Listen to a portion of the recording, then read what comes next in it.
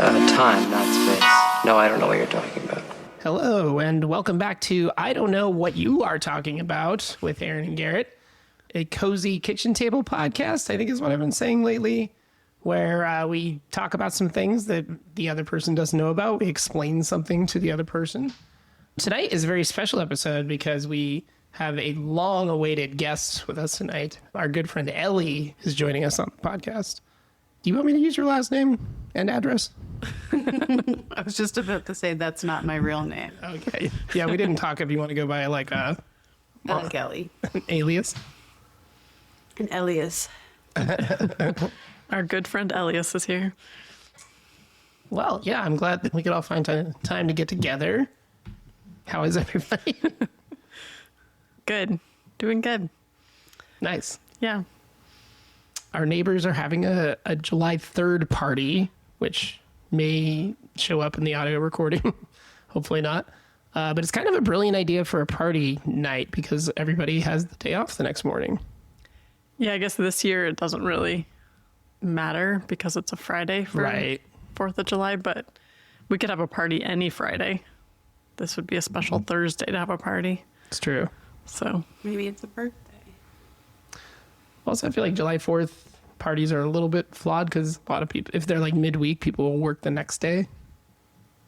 So you can't do a third party makes sense. Right. Yeah. Our daughter is very excited for the 4th of July. We went to the church's firework tent up the hill and picked out a bunch of fireworks. It's interesting trying to steer her in certain directions because obviously she doesn't know a ton about fireworks, and I'm trying to like get her to have the same experiences that I did when I was a kid. Would they tell you ones that were quieter? Well, you know what they have now is QR codes on all of them where you scan the QR code and you can watch a YouTube video of it. That's silly. Yeah. I don't know if I've ever bought fireworks ever in my life. Really? Yeah. God, I've bought so many. We famously had a huge 4th of July party every year at my house because we were close to where they set off fireworks and set the butte on fire in the town we all grew up in. Oh yeah, tradition. But we never bought them, and I don't think I often was given them. Like sparklers and little poppets were like the consolation prize. But I don't know if I've ever. Those were my purchased them. two things as a kid. Yeah. That's definitely what we got. Sparklers, poppets. We did get like one fountain-y thing that's like a unicorn that shoots like flames out of its horn and hose. And our daughter thinks that she's going to keep it forever afterwards. And I'm like, I think it's going to be pretty burnt up. We were just with some other friends and Ian, I can say his name. Ian was sharing all the insane firework stories as a like teenager. Oh, yeah. Unbelievable. Oh, yeah. Teenage boys, when they're left to their own devices and there's a fireworks stand nearby, of course, get into so much trouble. We had a very similar experience. Like, yeah, so many stupid, gnarly things. Like making piccolo Pete bombs where you like smash up the firework with a hammer and then you duct tape it and it like explodes and it's like very loud. And then, of course, it escalating from there. Wow, I was just like dripping candle wax on my floor in my bedroom at that age. Journaling. Is that like a witchcraft thing? Oh, you'd have to ask her. I saw my oldest friend and one of our old friends last weekend, and she reminded me that during one of the 4th of July parties, when we were all teenagers, but not old enough to drive, I don't think, at my place, where one of my parents was present, she ended up in the maybe passenger seat somehow of one of our cars, rolling down the driveway and smashing into a tree. Oh my gosh. What? None of us is quite sure what the real story is, or like I'm not. Were you I don't like know if she's sure. Was this like elementary school or No, like teenage crazy party. Like my oldest sister had probably adult teenager friends over. Yeah. One of my parents was there, the one that we lived with still, and helped cover it up because they knew that her mom would never let her hang out with me again. But I'm not really sure what happened. I never have probed. Well, there was a story, but I don't know if it makes perfect sense. But she was kind of like, that parent was protecting their own ass more than mine. Yeah. Yeah. It's funny Yeah. the perspective on it now versus that. They're being so chill about Isn't it. that You're like, cool? oh, You're like- they would have gotten in huge trouble. Yeah. Maybe someone should have checked in on us. Like, just a mess of teenagers on roofs and I remember Apparently in being on that cars. roof at a few yeah. 4th of July parties. Yeah. One of my first roofs. one of the best. One of the best, and definitely not the last. Yeah, that person that you're talking about's mom was pretty protective, or like, yeah. Yeah. And I would say I had a different. The three of us Upbringing. all had a different upbringing or, parenting context. I was just thinking about like the parties that I threw at my mom's house where she was there for it. Like one of those. Your mom. Yeah, my mom was present for it, and like during one of those blowouts, we convinced her to sleep in our like trailer outside the house so we could party inside the house. It's just wild. I think I was there too. Yeah, it's fine. We all lived, which is what older people say about the dysfunction of their parents.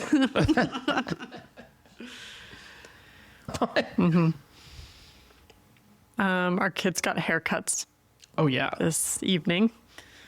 It kind of big ones. our toddler's first haircut, and he just thought it was the strangest thing. He had no idea what he was expecting. Like he kept saying he was getting his haircut, but I don't think he knew what that meant. And then she was using the clippers on him, and he was looking at her like it was the weirdest thing he's ever seen. But he did well. Got a little faux hawk mullet curly thing. It's pretty cute. Pretty cute. I saw his pictures, and I'm glad they retained his sweet baby curls at the base of his neck. Oh yeah, Lots Or of his curls. head. yeah, lots of blonde curls, just like me. Looks a lot like you now. Yeah. No, he looks so much like you, Erin. Yeah. In that age, pictures that I've Yes. seen. Yeah. It's spooky. Yeah, and his sister was very sweet during it. Like, he was fine, and she was like, it's okay, like rubbing his hand and stuff. It was pretty cute. Her hair looks great too. She got color in it for the first time, Yeah, she was but it's very like excited. kid color, right? I think it washes out like the first time. right. Yeah. It's like pink spray on the tips. Yeah, that's cute. Yeah. Well, should we talk about what have we been eating? What have we been wearing? What have we been watching? What have we been smelling? What are we looking at? Still images, not moving images. Still and moving. The different categories. Viewing, still and moving. Well, I'm really excited to talk about eating. yeah, go ahead. Okay. Brace yourselves. We went to Faceplant. This came up on Last- last week's yeah. episode. Right, we were about to go. Fresh. So we've been very excited about the new plant-based, like in and out style restaurant in Portland that Molly Boz spent apparently 4 years perfecting the recipes. She said it was the most difficult thing she's ever done in her career. Right, because she's very meat based with Yes. a lot of her recipes. And she wanted this to be like truly taste like In and Out.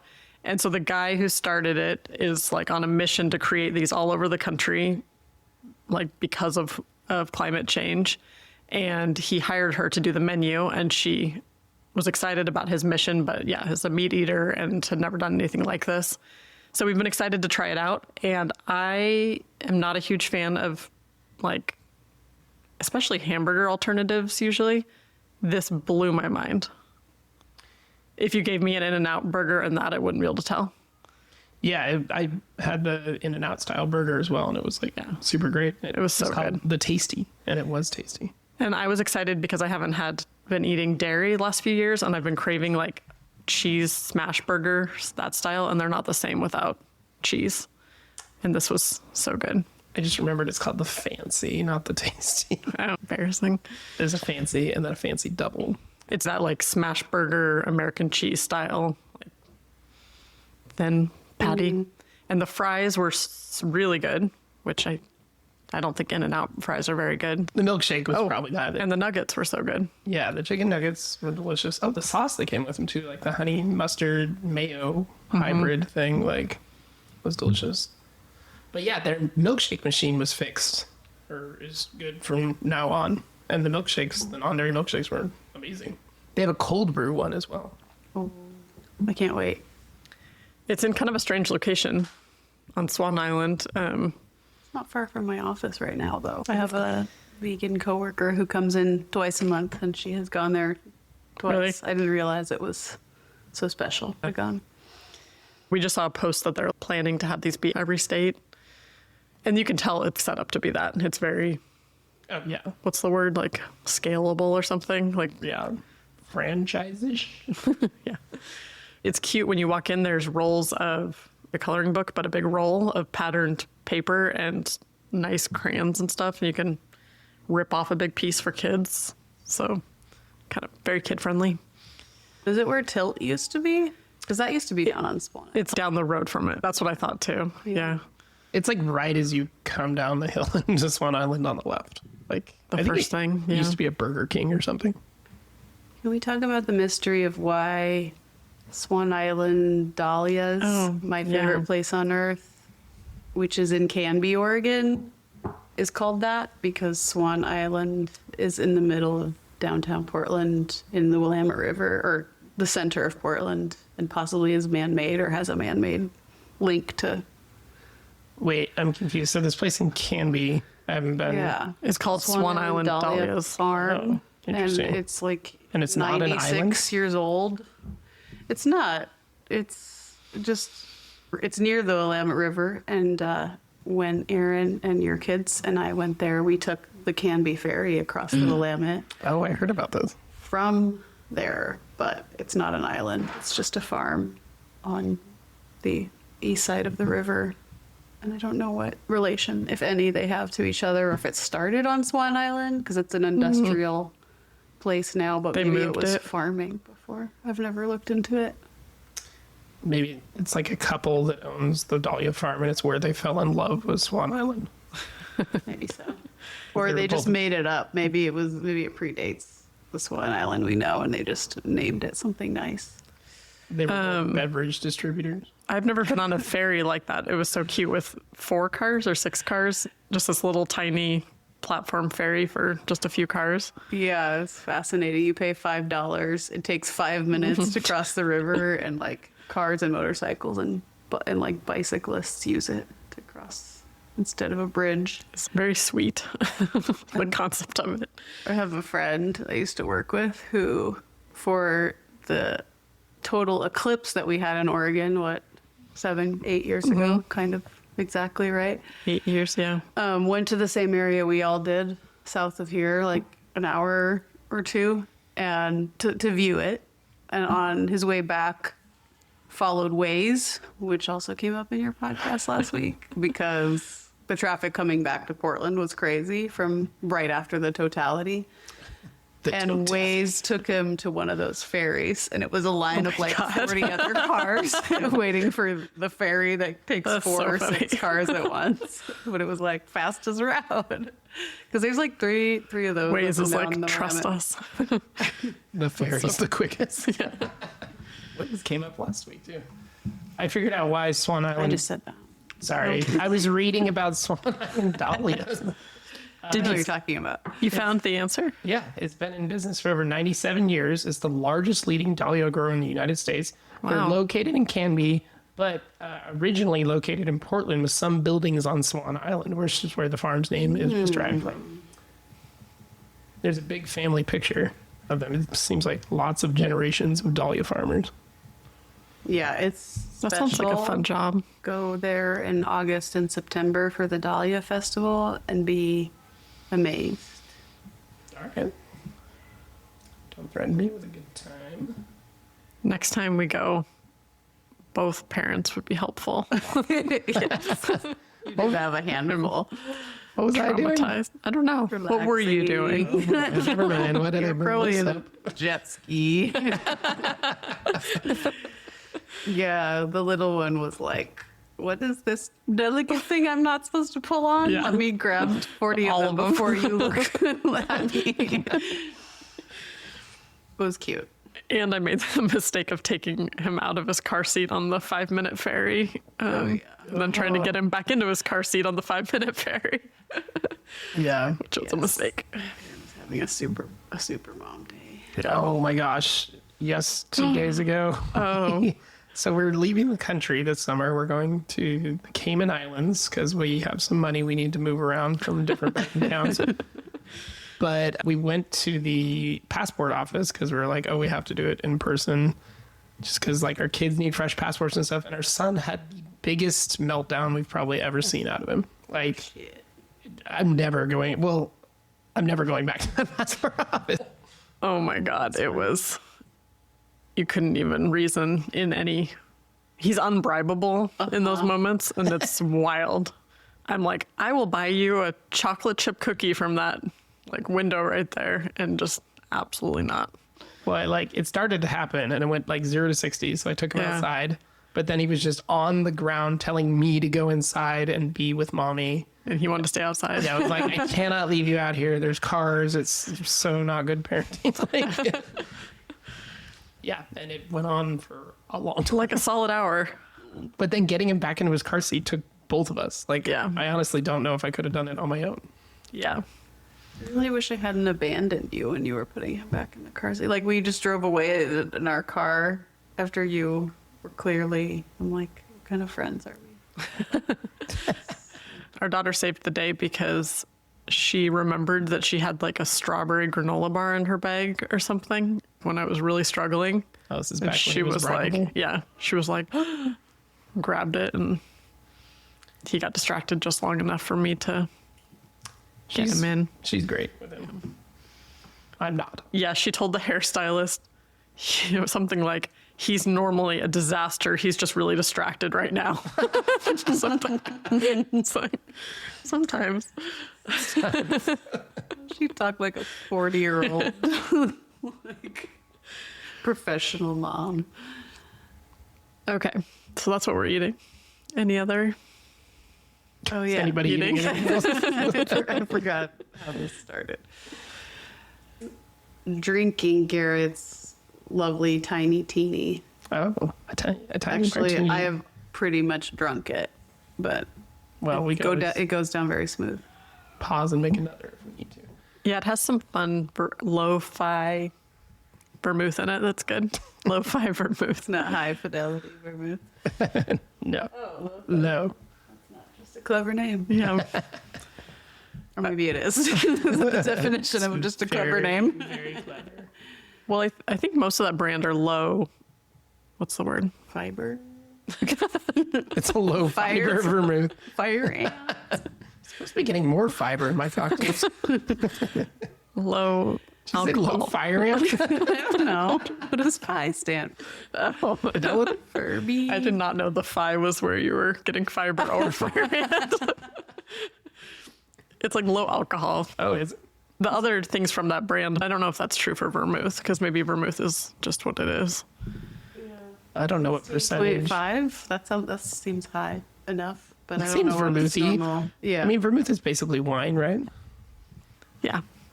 I'm gonna find out. We're a Googling podcast.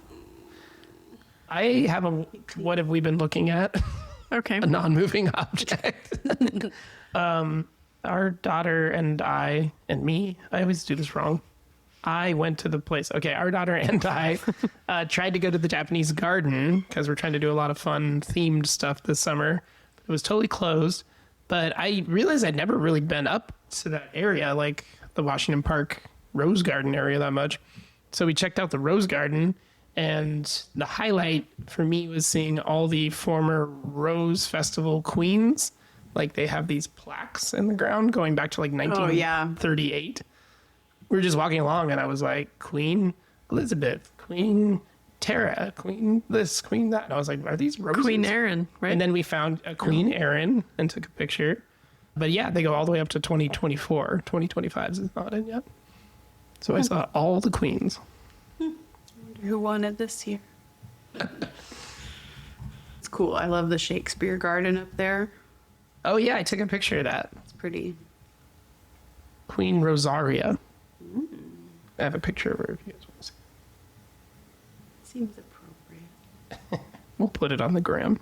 Seems like she was made for that future. Named for that future. Yep. There she is. But I'm looking at all the dahlias on the Swan Island Dahlias website and their names. Did you see the picture of the family, the multi-generational dahlia farmers? No, I could never find their history. I was just like, I just got drawn to the dahlia catalog, which I've visited many times. But No further. look at that. Oh, wow. Oh yeah, I get tips from that lady on the left on their Instagram. Oh. Dahlias, they're very active. Yeah, they're awesome. We ordered 12 or 16 tubers this year and planted them Fun. in Canby at our relative's house. Oh, you planted them in Canby? Uh-huh. Oh. Because I've had some trouble growing them recently, but I think they want to be in their original native climate and soil of Canby. Bought in Canby, planted in Canby. Yeah. Well, they Hear were that they're originally Portland dahlias. right. Not this generation though. But now I'm thinking Younger. I could have done my topic for today on dahlias. You definitely could, because I know almost nothing about them. Well, one thing that my partner once said about them after being shocked at this farm that every flower we saw was a dahlia, he kept being like, "That's a dahlia? That's not a dahlia. That's a dahlia." And then he was quiet for a while, and then he was like, "You know what I think is part of the draw of dahlias is that they look like other flowers." Not wrong. There's one called Ted's Choice. What are we watching? Wait, I have a looking at. Looking at? What are we looking at? What else are we looking at? Well, the only good text I got today was in a group chat of fellow people that do what I do, that we commiserate about our jobs. Those are the best. And you're a And she firefighter? said- yes, which is going to make a lot of sense for this. Her caption was, "Photographic evidence of my office squirrel problem. The squirrel literally pushed its body through the drywall during my last client meeting." Oh my photo God. is like a little blue wall with a little hole and a little squirrel face sticking out of it right next to right above a bunch of drywall that's on the carpet and next to a little old school like phone outlet. That is It's got the cutest little hilarious. face. It must be starving, but it still looks like it's smiling. It's like The Shining, here's Johnny, like when he breaks through the door. Yeah, I could not imagine with a client. I think you gotta take what you can get these days. That's Yeah, what it is. seriously. Oh man, one of our houses, a few houses ago, had squirrels in the attic. We just like replaced a bunch of ducting in our crawl space that was ruined by raccoons some years ago. Oh, nice. That had not been working very well, apparently. We have some rats around the neighborhood. Our neighbor thinks they're large mice. Is that a thing? I don't know. I can lend you some hunters. I got one. It's not the Oh. one you think either. Oh, It's your fiance. maybe we should do that. Have a cat visitor. Bring in kitties. Just Bring in put a cat in our kitties. crawl space underneath the house. Yeah. All right. Seems awful for the cat, but My grandparents' cat catches a mouse like every day. It would take like a week here. I bet there's someone who lends out their mouser. Yeah, we'll check Facebook Marketplace. I mean, you can bring goats to like eat your blackberries, which I want to do, honestly. But Yeah. I have are we done with what are we looking at? We've been watching F Boy Island season 3, hosted by Nikki Glazer. There's kind of a reason because we like her. Yeah, she's funny on it, Yeah. for sure. And then we saw there was an F Girl Island. Yeah. And we were like, oh, we want to watch that instead. But that came after season 3 F Boy Island. And so we were worried there'd be spoilers. Wait, is that why? That doesn't sound like as good of an argument now that I say it out loud. Yeah, no, it's because I think so the structure of F Boy Island is that there's 3 ladies and a bunch of dudes, and the dudes are a mix of nice guys and F boys, but the ladies don't know who they are. If they choose an F boy and then they win, the F boy can take all the money at the Gets end. $100,000. And he can split it, but he doesn't have to. If they choose a nice guy, they split the money. Right. Yeah. So the ladies have a financial incentive to choose a nice guy. Yeah. But they go out on dates and stuff, and they eliminate people, and then you get to find out when people get eliminated, whether or not they were a nice guy or an F boy. It's totally dumb. But no, so the F Girl Island, there's 3 dudes now and a bunch of ladies, and that are nice girls and F girls. But one of the dudes is like a former, I think, F boy from one of the seasons. So not that anything makes much sense on this show. I'm sure we could skip straight to F Girl Island. We could. But Nikki Glazer is funny. She's good in it. She makes it funnier. I feel like we just watched a movie, but I can't think of what it was. Maybe we didn't. What are you watching, Ellie? Television.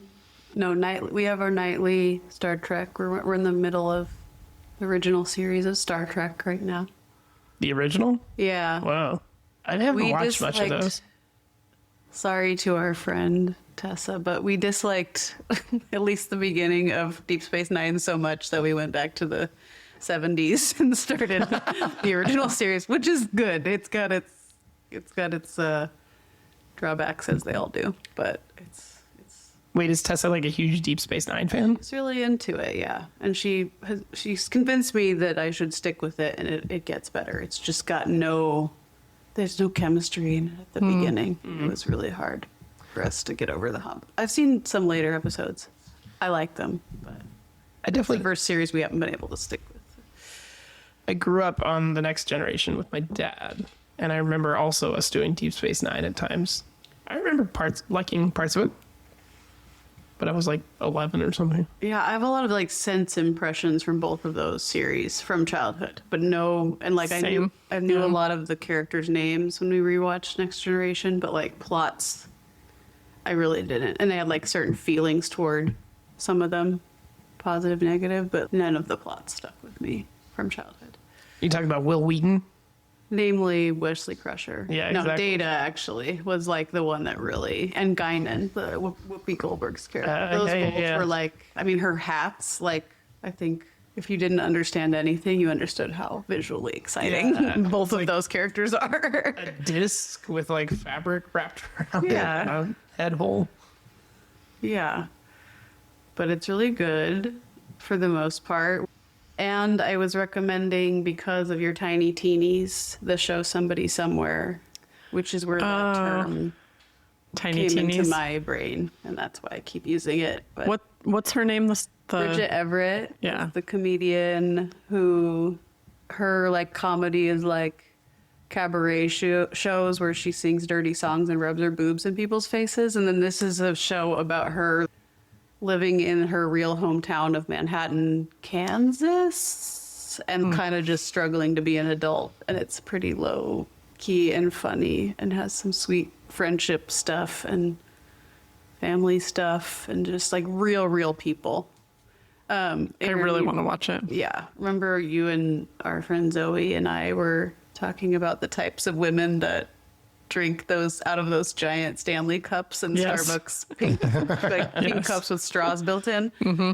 Her sister who's named Trisha on the show and runs like an event planning business called Trish Upon a Star is the template of that woman in my head with her like SUV. And yeah, that's an older I am watching, but I could watch it again at any time. We did watch maybe one episode of this. Yeah, I think. And you hated it? No, I Yeah. feel like maybe we even started and then got kids might woke have up been or something. I don't one of think those we. where, yeah. Yeah. You maybe even fell asleep and I watched part of it or something. Yeah. That comedian, she is Amy Schumer's best friend, is what I always think of her, because I Yes. read somewhere that they're besties. Yeah, we should give it another spin. It looks fun. Do you guys want to play Name That MacGuffin? Yes. Did you really I thought of bring one. more? Well, just one. I was. I think I want to do maybe one at an episode. Which really, I was doing dishes and I was thinking about a movie and was like, oh yeah, there's a total MacGuffin in that. So we're gonna start with the movie title, not with the actual. I think that would be fun too. Well, I'll leave it up to you guys. Do you want the MacGuffin or do you want the movie title? Movie. Well, I don't know. Movies. Okay. It's just one title, Garden State. And really, Natalie Portman. really, it's only towards the end of the movie that it's like the third act that kind of drives the third act. Just your guys' memories of movies really impressed me this last episode. Just Yeah, Erin was quick. the plot specifics, and having seen all of them. On the MacGuffin I've definitely quiz. seen this one, but I don't. I haven't seen this movie in years, Yeah, though. me neither. I think I have an advantage because I watched it within the last 2 years because we have this walking group where we walk our kids to school. And this movie came up and somebody was like, oh yeah, that movie's amazing. And I was like, is it though?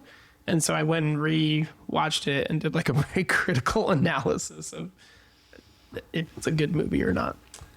Where'd you land? I have like a huge paragraph of note in my phone, but there's parts of it that are fun. Like the scene where Jean Smart from Hacks is the mother of, you have the whole thing. Do you want to read it? I'm sorry, Jean Smart from Designing Women. Let's get our origin stories right. Let's not even bring up Delta Burke and that. That's what we should be rewatching, not F-Boy Island. Does this critical analysis give away the MacGuffin? No, I don't think so.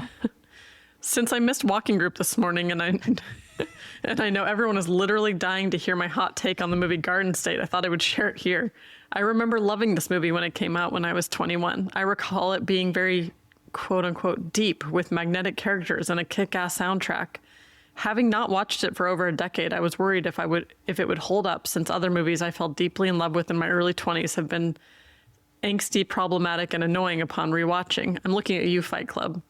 Upon revisiting, I found myself thinking that the movie is actually funnier than I remember, and I ended up, quote unquote, LOLing a lot of the comedic beats.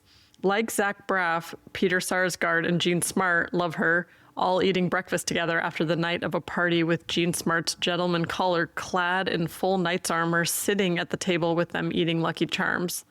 I also love the unique and funny situations that the main characters find themselves in when they go on an adventure at the end of the movie to retrieve Braff's mother's necklace. Oh, MacGuffin spoiler. God, I would never have remembered that. It's so funny. Plus, I've always had a soft spot for any time that Method Man acts in a film. But what I found lacking for me this time around was the deep connection to what some of the characters were going through. It feels like a forced and disjointed plot that is essentially just the message of you can never truly go home again over and over. As much as I love Natalie Portman in this movie, her manic pixie dream girl character seems to exist mainly to help our brooding main character learn to embrace life again. I would love a remake where they go deeper with Portman's character and we, the audience, get to see more about what Portman's character wants out of life. All in all, I would say I enjoyed the rewatch and that it holds up in some regards and is still fun. A fun time at the movies. 3 out of 5 stars. I stand by it. What do your mom and dad friends Think of us. think of you? Also, thank you for that feminist analysis. That's Was she like kind of one of the first manic pixie dream girls, or was she like why that? I mean, term that's came 2000s, right? I Right. think it's kind of an 80s, like Molly Ringwald, around? Okay. or like the girl in Pump Up the Volume. I don't know why that's the movie that came to me, but I don't think I've seen that. oh, it's radio related. It feels appropriate. Christian Yeah. Slater movie. Garden State is 2004. Yeah. Yeah. I feel like it started in the 80s. Okay. Nice. I'm gonna have to look up Pump Up the Volume. Well, yeah, Peter Skarsgård steals a necklace out of the mother dies That sounds in the beginning of the movie. vaguely familiar. And Peter Skarsgård is like he works at the graveyard, and Zach Braff sees him like stealing jewelry from people, and then at the end of the movie they go on this quest to find the jewelry that he stole from his mom, and then is trying to get back to him as a nice thing. But that's why they meet all these wacky characters Along the end. way. We failed that one. Yeah. Hardcore. But all I could think of is when that guy, I think is the guy you're talking about, the knight, played by the guy from whatever. And he goes, "It says balls on your face." That's all I could think of. Yeah, the kid that speaks Klingon. Yeah. Gene Smart's like smoking cigarettes, and she's like, "Tell him what you said to me last night." I want to watch that again just for her. She's so great. She's really good in Fargo, too. Something Ooh. I have watched, but I'm not currently watching. Which season? The best one, season 2. It's I the one haven't with. seen we have not watched season 2. What is it, 2? It's the one with Kirsten Dunst and her husband. Her now husband. I don't want to say his mean nickname, but Jesse Plemons. Oh, that guy. Yeah. Yeah. So sweet. I think they met maybe on this, and then they were in a movie together. He kind of looks like Matt Damon and Philip Seymour Hoffman together. Good call. Yeah. That season is perfect. There's some links to other seasons, but it doesn't matter if you haven't. That's good to know because I feel like we've tried to go get all. I don't know. We keep forgetting like where we're at in the first one, or if we watched it all, and so we lose momentum on it. Yeah, she's incredible in that. Kirsten Kirsten Dunst. Dunst. Yeah. Nice. And Gene Smart's really good, and there's a ton of good people in it. All right, after we watch all of Designing Women, we'll watch Fargo season 2. After Girl Island. Girl Island. Only things with links to Designing Women from now on. That's kind of where my Ghostbusters, Annie Potts, and that's like where my like 6 degrees begins and ends that I know. Okay, should we go to our topics? Sure, I brought like a mini topic tonight that won't take very long at all. Do You always say that. And then I go long. Is that what you're saying? No. do you two want to do rock paper scissors to figure out who goes first? Go ahead, Garrett. Oh, wow. But I Let's like see. playing rock, paper, scissors. Oh, I'll play with you, and then I'll choose for you to go. All right. Spoiler Boom, alert. boom, boom, shoot. Okay.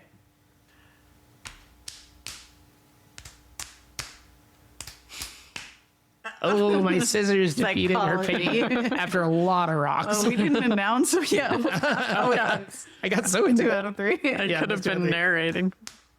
Paper. Rocks. Oh, my paper covered her rock. Damn it. Oh. You can curse, it's fine. Is this network? We'll put an that E you're in on now. allow? We'll add an E now that you dropped that. I think I'm more concerned about your sleeping children who've never heard those words, especially from me. I think they've heard that word. I know. I'm sorry. It was a being joke. sarcastic. Also, they really But sleep. you're still really good parents. They sleep through a lot, especially early in the night. Like, yeah, we can put on music right now. Even music. Even music. Okay. So at a certain point, Erin's grandmother gave us one of those old viewfinder toys, those things you look at and that little disc rotates with the little slides. And it was a really old, cool, classic one, but it only came with one disc and it was all about Crater Lake, Oregon. So lots of different pictures of Crater Lake, like in the 50s. And one thing was this picture of a log floating in the lake that says "The Old Man in the Lake." You guys heard about this log? Maybe? I don't Okay. remember. Yes, but I only know like a tiny bit, so I'm excited about this. Okay. Well, it's a 30-foot hemlock trunk, just this huge pole that's floating vertically in Crater Lake, and it's been floating in Crater Lake since at least 1896. Whoa, vertically? Yeah, only about I can show you guys a picture if you want, but like I think about 4 feet are sticking out of the water and like 26 feet are going straight down into the water. But it's like 2 feet wide and heavy enough and dense enough that like you can get out if you're on a boat and like stand on it. So this dude named Joseph Diller wrote about it in 1902, which is the same year that Crater Lake became a national park. And he said that he had noted the tree 6 years earlier. He also noted that 6 years before it was about a quarter mile from where it was currently. And then in 1938, the scientists officially tracked the movement of the log and found that just between July and October in 1938, it moved 62 miles in the lake. So this thing's constantly just cruising around the lake, sometimes pretty fast. And like most of the time it's because of wind and waves and stuff. But then they say sometimes that it kind of goes against the wind, which is weird. They don't know why. It's a good song, though. Which one? The Old Man of the Against Lake? the wind. Sorry, continue. Sorry, and you guys, I'm talking fast. You guys can ask questions. This is a good topic. I've wondered about this. I really want to see it. I feel like I've been to Crater Lake. I've definitely been to Crater Lake, but I've never seen it. I must have seen it because we did like the boat tour the last time I was there. Oh, fun. I mean, doesn't cover, I guess, every square foot of the lake, but you'd think that would be a destination of the boat tour. We drank out of the lake because they said we could. Wow. It's like safe to drink out of. Yeah, because it's like only rainwater, like there's no rivers running in or out of it. Right, so and likely, nothing and there's feeds like into it. not really usually large wildlife around, although I feel like there was a cougar or a bear or something found on the island this year that in the middle of the lake that, On Wizard Island? or maybe, yeah, something that made me think maybe I wouldn't drink out of it anymore. But yeah, I don't remember. So in 1988, there was a submarine exploration of Crater Lake because it's like the 7th deepest lake in the world. Mm-hmm. 3rd if you go by mean depth, like average depth. But they were worried about the submarine interfering, or the log interfering with the submarine. So they like tied this log to a stake on Wizard Island. But supposedly, when they tied this log up, the weather turned from really nice to awful, like super stormy the entire time, and started, while they were doing the submarine stuff, started snowing in August What?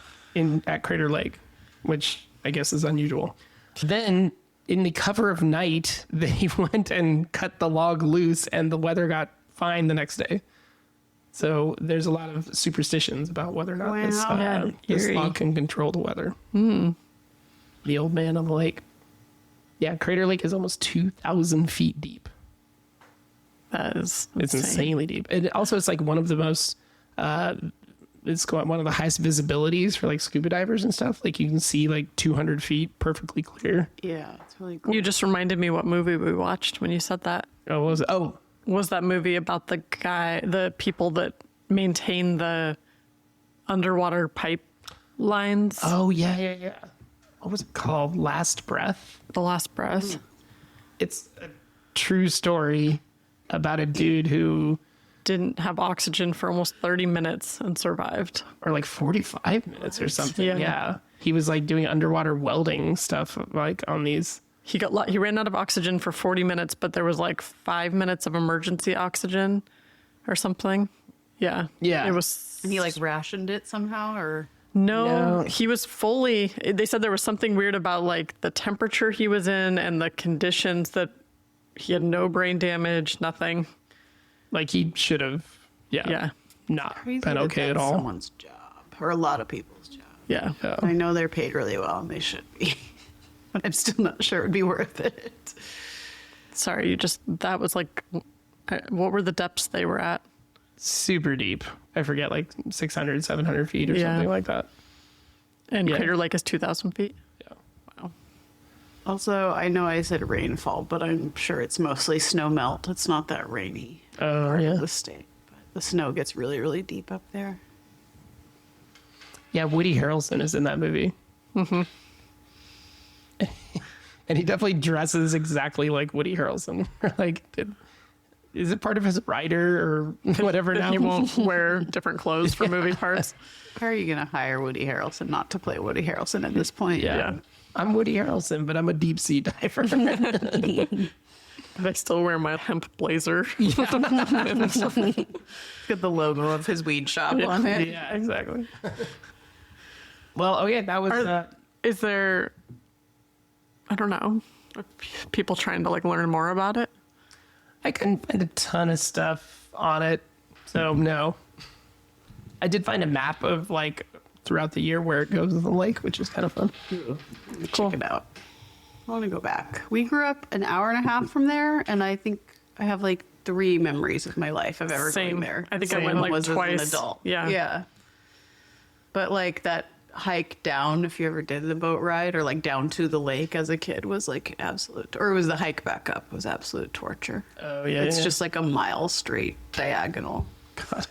Maybe 2. I think I did one big trip there, so we must have done the boat and the hike, but I feel like I was like 7 or something, so I don't remember it. Is it our only national park in Oregon? It must be, right?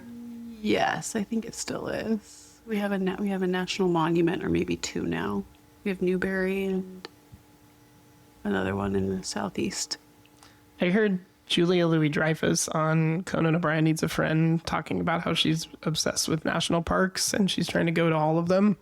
And then I think Conan was like, what's your least favorite national park? And she was like, didn't want to answer. And she was like, I don't know, Crater Lake, probably. And she was like, I've never been there. Okay, fair. It's funny. It is smaller than a couple of. Wait, I've only been to like 2 other ones, so I have nothing to speak. It's smaller than those 2. Which ones have you been to? I've driven through part of Yosemite and then Glacier last year. I think I've only been to Glacier and like same driven through. Yeah, and then like a bunch of Banff and Jasper, which are Canadian national parks. Oh. But that's probably the most I've spent time in national parks. I thought we went to part of Yosemite once. I think I've been there. But our daughter's really obsessed with geysers and really wants to go see Old Faithful. Oh, That's I've been Yellowstone. there. Yeah. Oh, shit. Sorry, snobby. Well, I've never been to Unnecessarily either. condescending. Yosemite is in California. Where's Yellowstone? Wyoming? Don't quote What me. was that state? Wyoming. Wyoming. Wyoming? Wyoming. It's Wyoming. Ah, I went to Yellowstone when I did my like South Dakota, Wyoming, that trip. When you played blackjack at a casino. No. Bingo. Blackjack. Bingo blackjack. Wait, are you saying did you say bingo because she got the right answer? Correct answer is blackjack, or are you saying bingo because you played bingo? I was saying correct answer that I played blackjack on the same trip. And then I was trying to think what you say when you want to hold with the cards you have during blackjack. Is it just hold? Stay. Stay. I'll stay. I'll stay.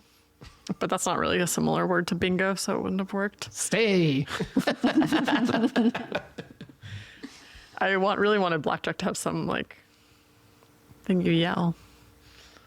Blackjack. You yell blackjack when Yeah. you get a blackjack. Which I did. I said bingo, blackjack. 3 games in this analogy. Well, yeah, that's my whole topic about the old man in the lake. Nice. I love it. Oregon lore. Yeah, That's our favorite. Lorgan. Lurgan. One of my rejected topics is kind of Oregon lore, too. Oh, One of the ones I thought of and then didn't do. I didn't research it. Next time. Maybe next time. please. I guess that means I won't bring it up what it is. You want to tell us what your topic is? Okay. My topic is advice columns Oh, and tropes Perfect. thereof. And you guys even brought me up a couple episodes ago in relation to the kind of Am I the asshole? kind of oh, yeah. evolution or devolution. I want us to have a discussion about it. Of advice columns, which is am I the asshole like threads on Reddit mostly and other places. Nice. This is good because I have never really read advice columns or. Do they actually refer, like, is am I the asshole, like a hashtag or something that people use in these, or is that more like a generic term to describe Most of these subreddits are called some version of that. Okay. But just the initials, AITB, because it's like a PG one. There's one that's AITH, and I'm like, am I the whole? I don't actually know what that stands for. Oh no, I'm the whole. Maybe it's another like am I the hoe? Christian like euphemistic one. I don't know. Are they And then like I feel like sluttier ones or something?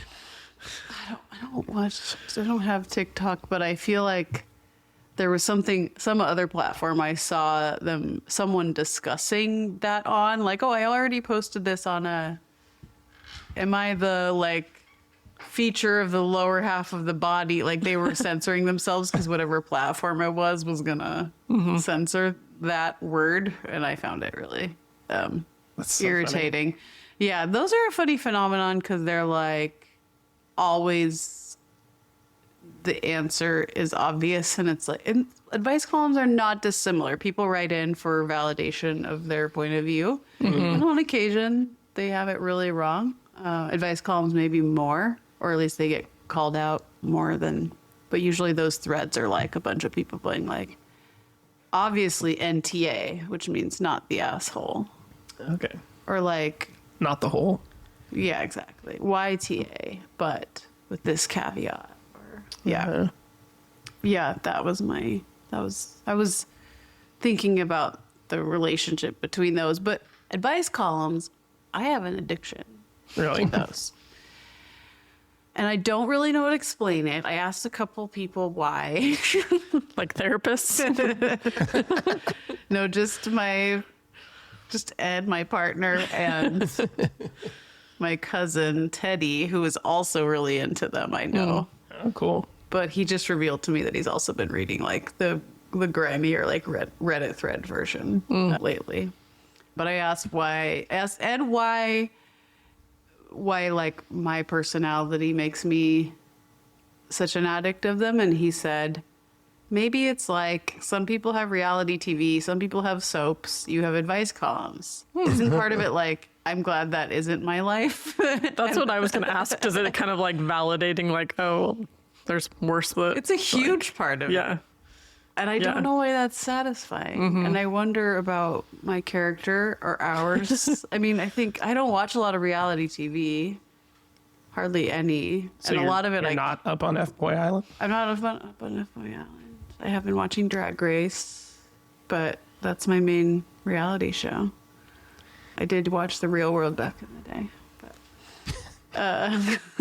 Like Real World Seattle? Yeah, exactly. Hawaii. Yeah, Seattle was my first one, I think. That's the first one when we got MTV in our hometown. Our town got MTV, and that was the next one. Yeah.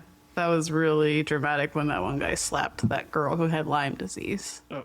Anyway. Is that also when he threw Teddy Bear into the ocean? Into the Dock? or yeah, off the pier. Off the pier. Yeah, because they lived on one of the piers. Yeah, Alton and I forget her name.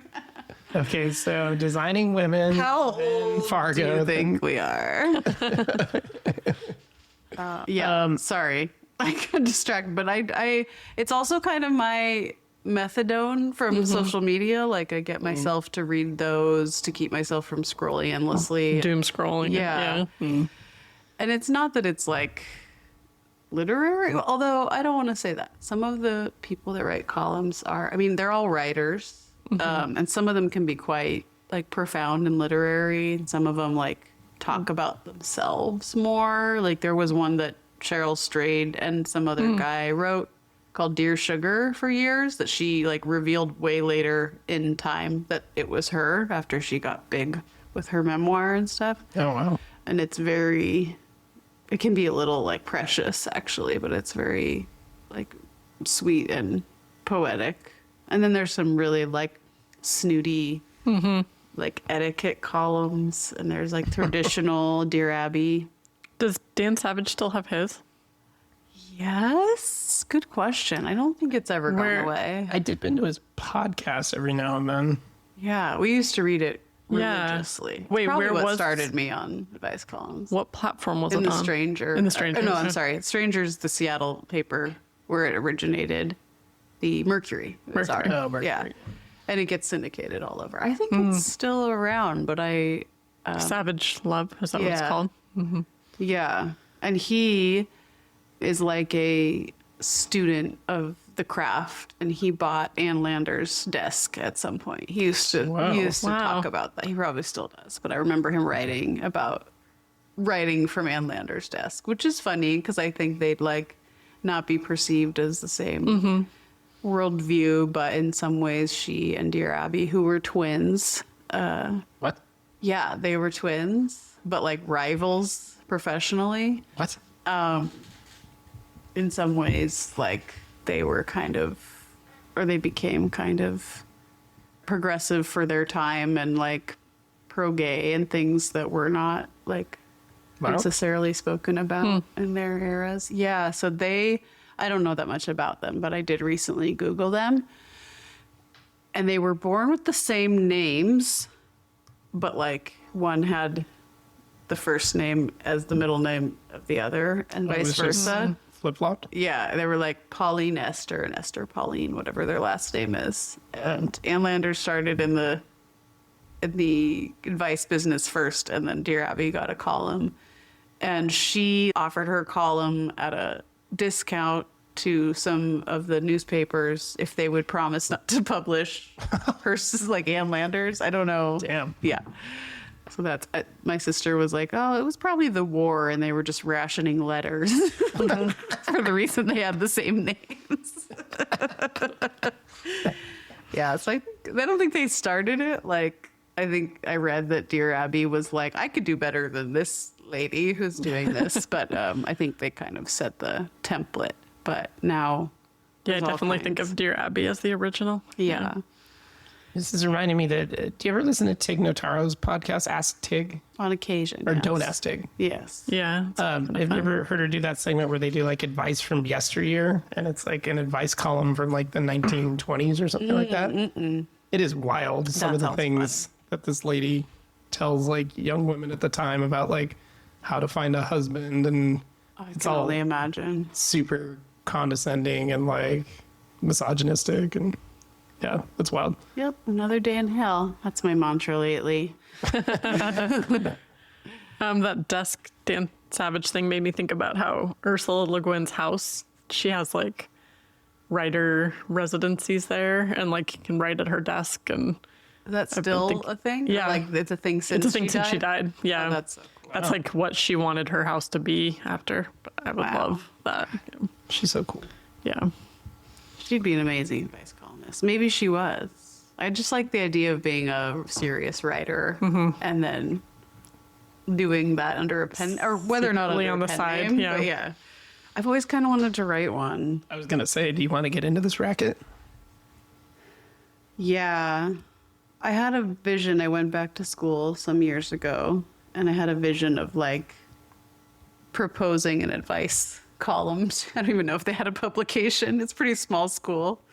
I never did it, but I think I'm open to it. But you could just do this digitally. And Yeah.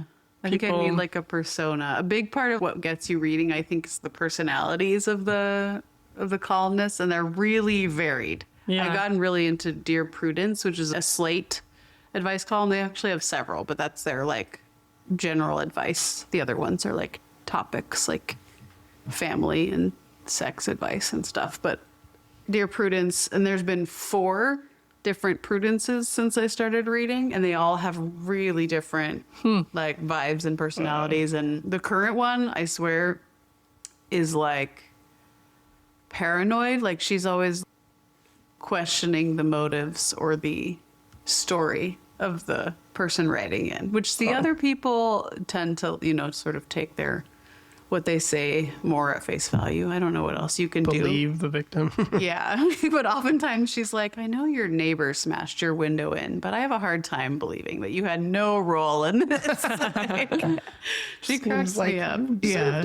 And the last one was this person who was their name and gender transitioned during well, he was a columnist, but was the most pragmatic person and would be like, which I found myself, I feel like I found myself emulating his style in like emails at a work related thing. I don't know how to explain it, but it got into my head for sure. I have a question. Do you know when a prudence changes, like a pope? Yeah, there's smoke that comes out. Yeah. It's not like a Dread Pirate Roberts. Like, Yeah. No, they say, it says like, Dear Prudence by, right now it's Janae Desmond Harris. Is oh, the okay. guy. I thought they were all just assuming Yeah. the role of prudence. Even Dear Abby is still going, and that's the original Abby's daughter, Oh, wow. Jean Phillips, who's quite Oh, old yeah. at this I point. can picture that name now Yeah, that you say her it. little like coiffed blonde old lady hair. Do you feel like when you read these that you would give different advice a lot? Are you drawn to it a little bit because of that, or that you would? Oh yeah, sometimes I really disagree, or I feel like they come down either really hard on the person that the person's writing in about, or the person that wrote in.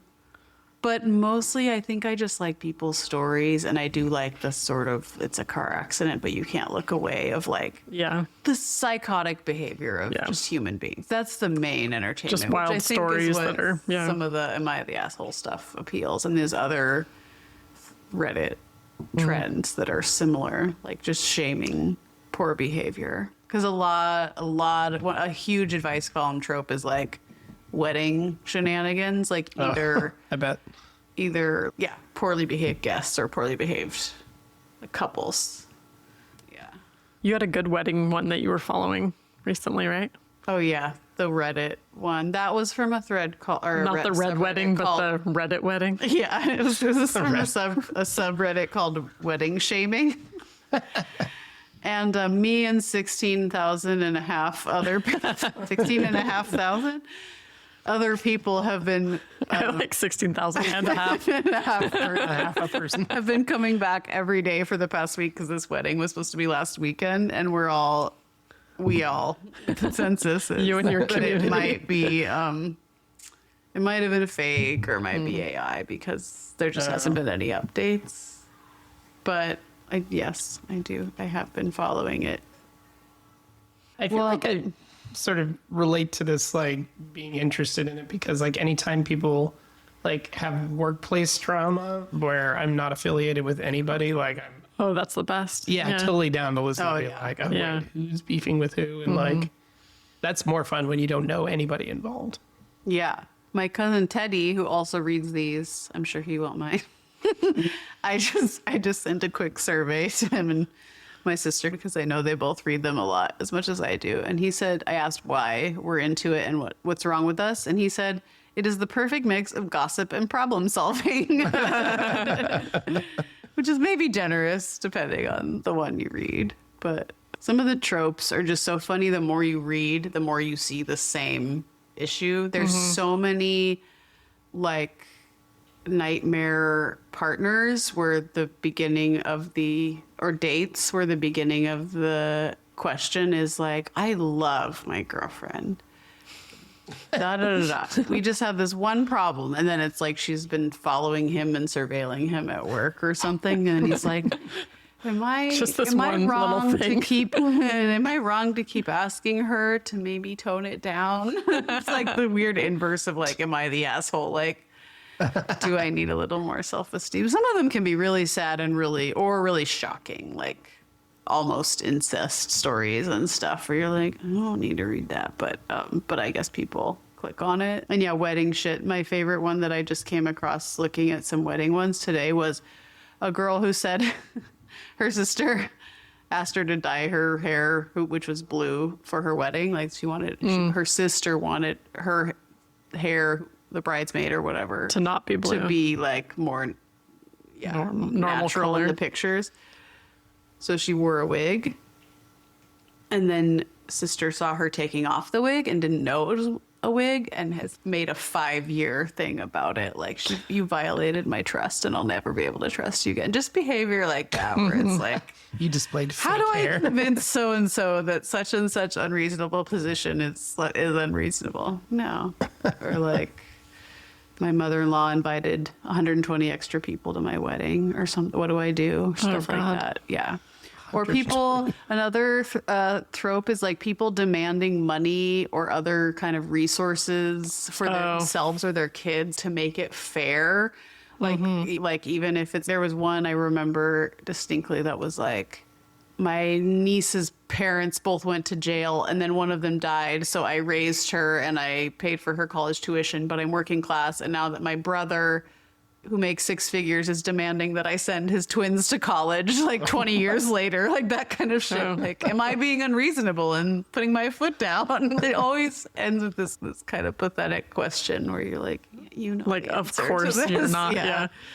Yeah. Or sometimes it's like a really classist or racist person being like, the poor kids are being driven to our neighborhood during Halloween for the big candy bars. Like, how do I let their mothers know? Stuff like that. Oh my God, that's totally been us. We've gone to like nicer parts of Portland. You kick the like, poor kids out of your neighborhood. Oh yeah. No, we've been the poor kids going to the nicer neighborhood. That's time-honored tradition. And then there's fake letters sometimes get sent in where people will write in obviously fake things like the plot of a movie like 3 Men and a Baby or something, and the person who the columnist doesn't recognize it, but then a bunch of people will comment and be, yeah, you got fooled. This is the plot of Star Wars. Exactly. I'm in love with my twin brother, but I didn't know.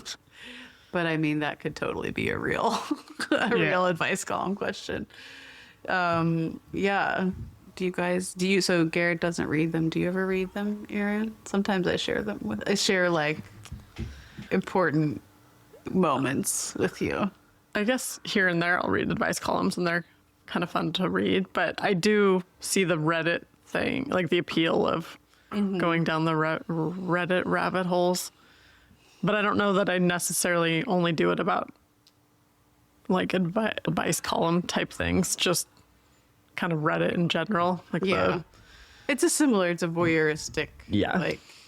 experience. But those can be tough because they're not edited or curated, neither the letters nor the comments, which are the advice. So they can be really long or really poorly written or really nasty. And I do like there's like a total fiction in some of those columns that makes you think that people all write that well, but they're just really edited to be more readable than probably most of the people writing it are actually writing. Right. Yeah. Which is, I don't know, it's like a literary little experience. I do want to hear the premise of the Reddit wedding. Right. Not the red wedding. Yeah. Okay, so I've been calling it a modest betrothal because it really reads like a satire, like a modest proposal that our famous English teacher, Mrs. McCormick, maybe made me read in high school. Yes. But the title of the post is "Wedding Date Changed Last Minute, ellipsis, to a weekday, ellipsis, in another state." And then it's just a series of emails, screenshot, and the person sharing these says he's a groomsman, and the person emailing primarily is the bride. The first one says, "Hi everyone, smiley face, exclamation point. We want to make you aware of a critically important update. The ceremony date is now June 27th, and the location has changed. We've decided we want to have a church ceremony in addition to our planned beach ceremony and reception. The officiant of our choice does not do weddings at locations outside of his church. Having a church ceremony is very important to us morally and ethically." This was written like 3 weeks before June 27th, when they say they're having their morally and ethically important ceremony that they just planned. "We are canceling the beach ceremony to spare redundancies. There will still be a reception at the beach. The ceremony will now be X date in Salem, Oregon. The reception will be the following day at some beach that they've blurred out in Port Angeles, Washington." Oh, Ladies and gentlemen, that is Local at drama. least 6 hours in between Yeah. those two places. Port Angeles is like almost And June Canada. 27th was a Friday.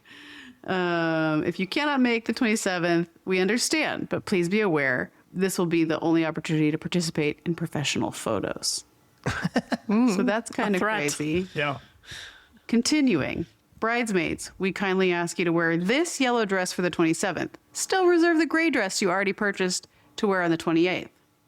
After viewing the interior of the church, gray just would not work. obviously. Groomsmen, yellow ties will be provided for you on the day of the ceremony. To match the bridesmaids.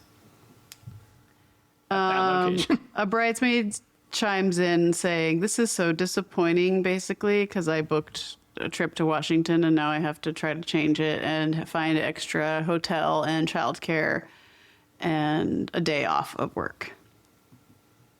Does the language in these messages make you think that it could be fake, or is it? Because it seems so elaborate for. Yeah, I mean, it's. I guess anything could be, but and the ending of it is the most like satirical. But I really wanted to believe it from. The language seems like it could be a real human being, and the person writing was responding to questions a bunch, like I don't know, da, da, da. Some kind of relation, like kind of distant relation to the groom or something. And he's like, yeah, 3 or 4 bridesmaids have dropped out already because it gets worse from here. But then he just like fell off the face of the earth. So either they drown him at this beach wedding, or maybe it was never real. The next thing, the next one. Thank you to those of you who actually care and stuck with us. A few quick updates and reminders. General, we will no longer be using a wedding planner.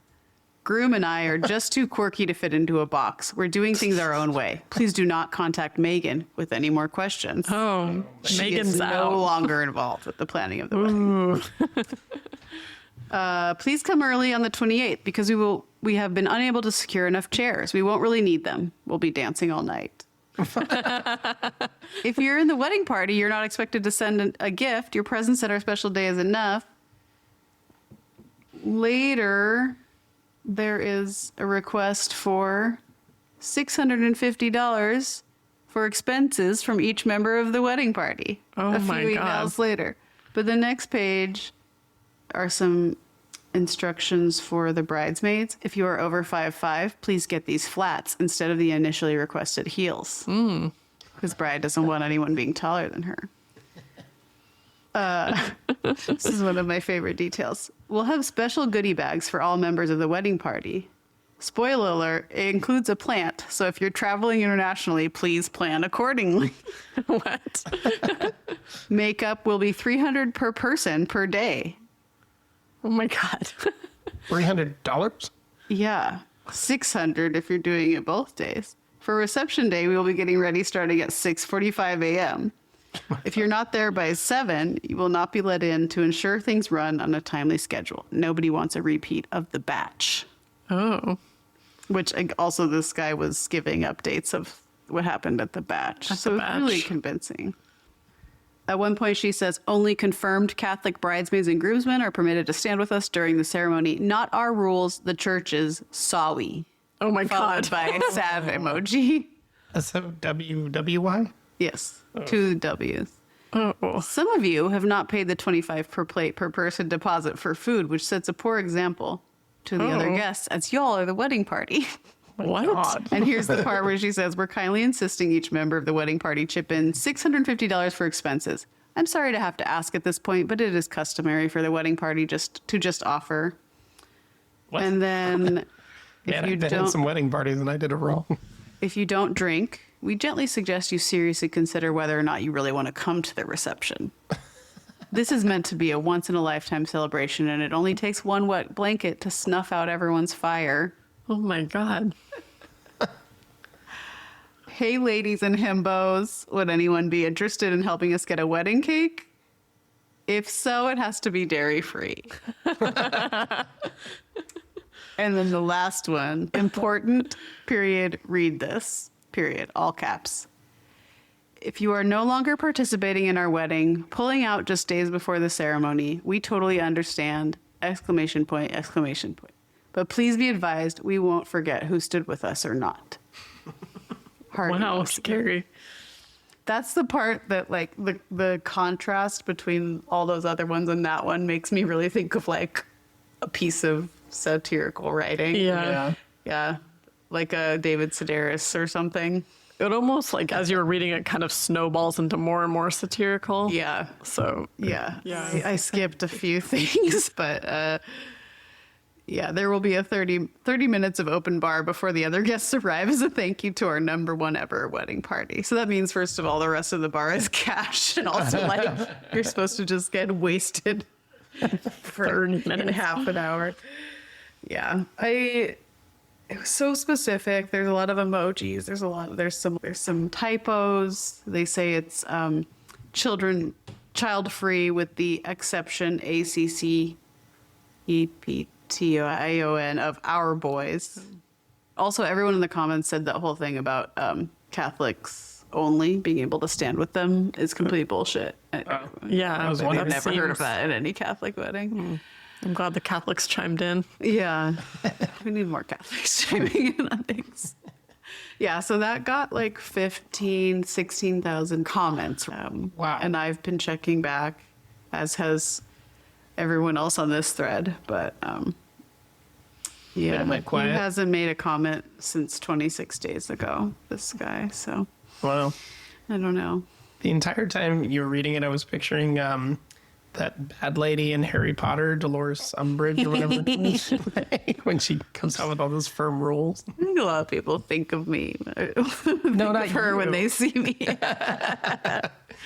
Yeah, it's amazing. I like buy a whole new dress because I've changed my mind about where I'm getting married, and buy a whole new pair The of gray shoes. doesn't work. Yeah, Also, what was the $650 for? just expenses. Wedding expenses. They just want people to fund their wedding. Their wedding where they don't have enough chairs for. It's for the chair. And they they're not also- asking for presents, though. And they also Just say Just some point- $650. I know. They Like, all- no, I'll buy you a $50 toaster. spoon. Yeah. She also says at Very some point that that they can't accommodate food. Oh. Even though Where she's is dairy that? free? Yes. As previously stated, we are unable to accommodate any dietary needs or requests. Please bring your own food if you require that. But they're asking for $650 from each wedding party person. Plus, it sounds like a $25 a plate. Yeah. I thought it was too bad to be true, but also too specific. To be fake. And I feel like this was a labor of love by a person, even if it is fake, not an AI creation. That's what I choose to believe. If it's Right. It's either a, like, fiction, it's like it's art. kind of a satire someone wrote. Yeah. Yeah. And this is on Reddit. Yes. But it's like Surprise. screenshots of a Screenshots phone of these screen. emails. Yeah, with a phone screen with 10%. It's Oh, that makes me think it's real. right, and it's totally a dude posting things on Reddit, poorly redacting some details, but not enough that we didn't all figure out that the city in Oregon was Salem, for example. Yeah, that's what I was curious about. If the Reddit community like went in on like figuring out what venues and Yeah, there's a pinned post from the moderators being like, your results of your internet sleuthing are not permitted here. Don't try to reveal locations or find out who Megan is. So yes, people have been. And there was someone posted, I think before they probably got it taken down, but someone posted a few days ago being like, I don't know, I saw like something in Port Angeles, something about yellow, like featuring yellow ties. I saw a yellow tie in Port Yeah. Angeles. I don't know. So I want so much for it to be real. I want him to come out and, I mean, maybe he's just trying to maintain his friendships or help support the groom through the fallout of hopefully his canceled wedding. When I was following that woman that went missing last year, Yeah. who, she was like voluntarily missing in the end and came Oh. back. Yeah. I didn't know that part. Yeah, she just like reemerged and said she'd just gone off the grid. And The one who you had some kind of connection to the aunt. Or yeah, something. I followed the aunt. Yeah. I've- It was so wild. I mean, I should probably talk all about the this. follow up on episode. that. But the Reddits during that whole thing, just how, I mean, people like help People go nuts. nuts. Like people watching the cameras on like the certain sidewalks in LA at night and like then like flagging to another person who's local if they see something, and then they would go like check it out, and it would be all on these Reddit threads of them like discussing different outfits of like people they saw on these cameras in LA. I mean, there was just the most sleuthing imaginable. It was so wild. Reddit is crazy. We could use these powers for good. Reddit is fascinating. I don't know why I ended up on it. I think it was like research for a trip last year that finally got me to join it. Because there was like someone that was like, DM me for my like huge list of tips. I live here. And that got me to join it because you had to join to like message someone. But it's not, yeah, it can be. It's social media, but it is not the bottom of the barrel. I think it's kind of an interesting community. I mean, I listened to your last episode last night and then started reading about Karen Reed on Reddit. Oh. I definitely had seen her name that week and never heard of it, but I don't usually get into Follow true crime. yeah. But it was spooky. First of all, just listening to you talking through it, and then, yeah, it's crazy. I bet there's The crazy community stuff is on Reddit crazy. about it. Yeah, for sure. I think it makes sense to me that you're into this because it's all about right and wrong and justice and things like that. And me as a firefighter. Yeah, exactly. It comes up a lot in firefighting. And good writing. I mean, I think it is interesting that for the advice writing, too. columns, the like pretty, not clever writing, but like just, Succinct. yeah, well written. And Yeah, I captured one that was really sweet by a newer columnist named R. Eric Thomas that I read. His column is called Asking Eric. And I actually saw his play, because he's also a playwright. It was staged here in Portland a few months ago, Mrs. Harrison. But he just writes a column. And I just I just screen captured it because I was thinking about this topic this week. And it was this like response, how he started it was so, I don't know, tender. He said, "Dear Mom, sometimes, especially in relationships with prickly edges and love at the center, it is good to assume that everyone is trying their best. This allows you to operate out of a place of love and generosity of spirit and hopefully with less anxiety." I love that. That's Wow. just that sort of thing that daily they throw out, like he will throw out. And so definitely some of them are not so tender, but I like the opportunity it gives like emotional and writerly people to like touch all of those feelings and describe them. Yeah. Well, and they're like responding to a specific situation, but they're using it to share broader, like, advice, broader Perspective on yeah. humanity. Exactly. Yeah. Totally. Yeah, maybe that's at the bottom of it. Like just human relationships is what I'm interested in, and the main thing I feel like I'm good at, like, or like study. I don't know. Totally.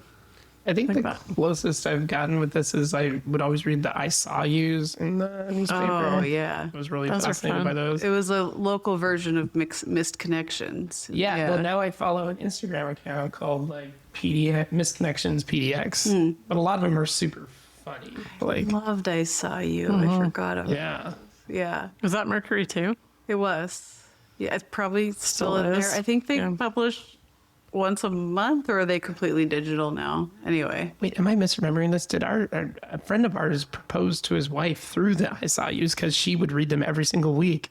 Who? Jesse proposed to Danae, and I Saw You. Like he was like waiting in the background for her to read it, like on Sunday newspaper. Oh, That's shit. so cute. It's so I didn't know that. he's ridiculous. But yeah, Misconnections PDX. There's fun stuff on there. Yeah, I think that's the same. You just get a little like myopic view into someone else's household and life and like brain. Yeah. Yeah, I think that's part of the same addiction. What? This one just says Halloween 1972. You were dressed as a hippie. We have a son, you idiot. That doesn't even make sense. This one says cat that takes bong hits and types. I am an actual real house cat. After I take a bong hit, I swear I can type in English for about 60 seconds. Meow, meow, meow, meow, meow. That's a good way to end it. Meow, meow, meow, meow, meow. Meow, meow, meow. End meow. with that.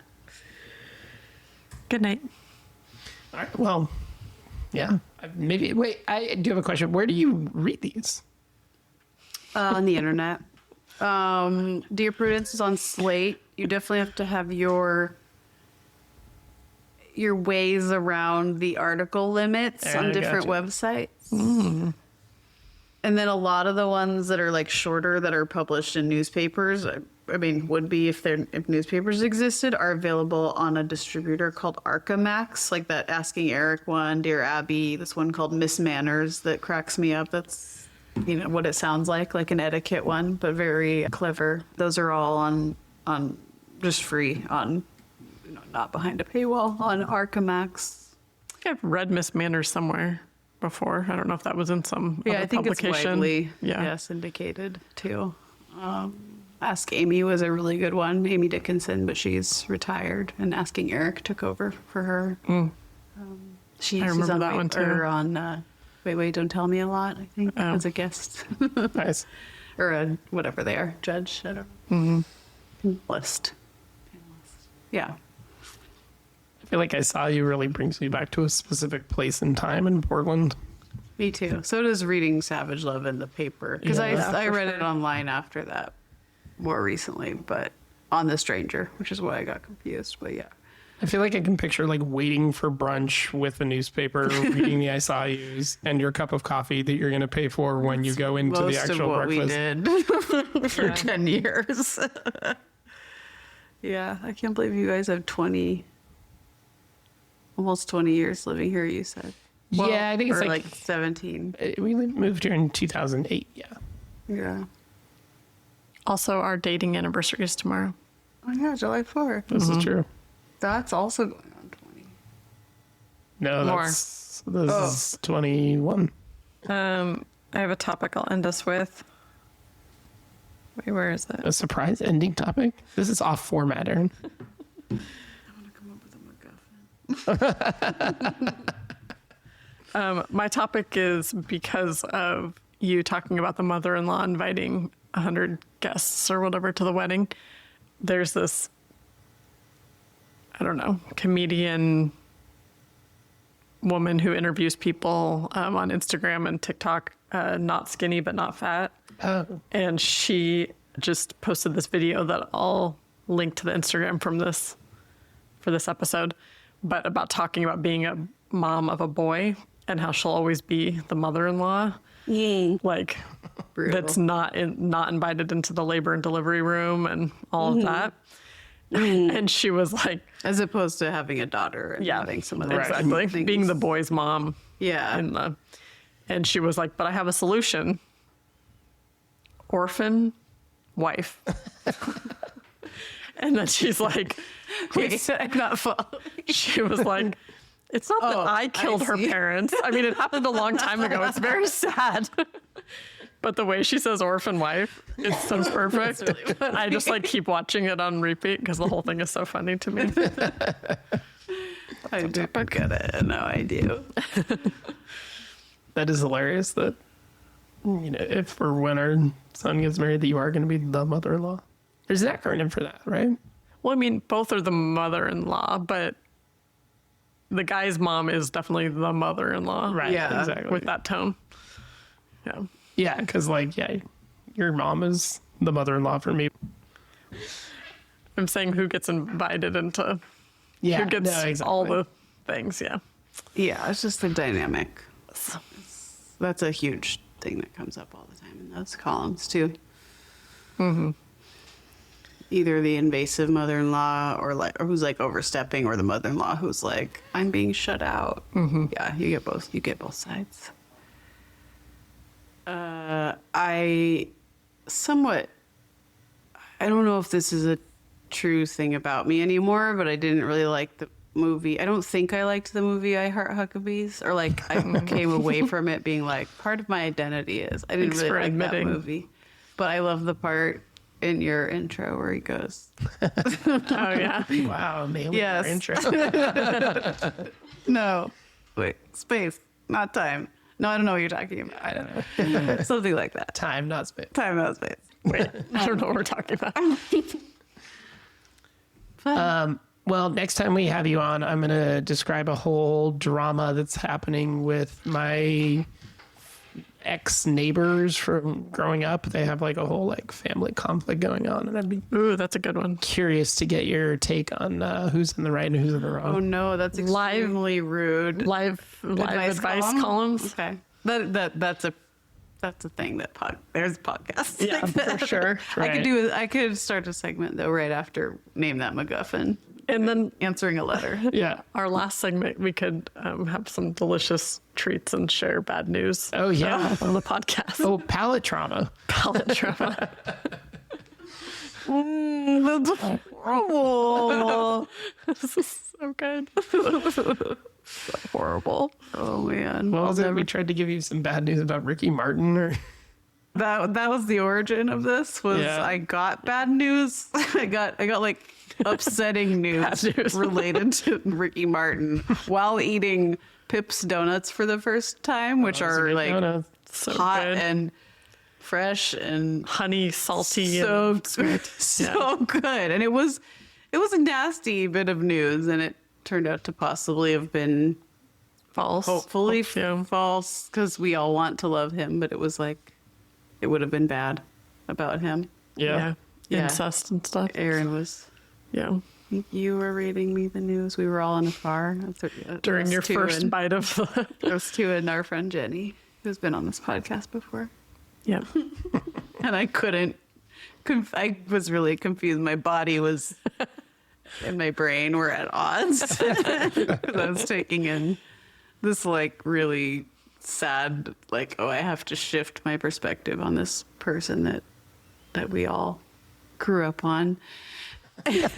Yeah. With like, I've never tasted simultaneously. this before.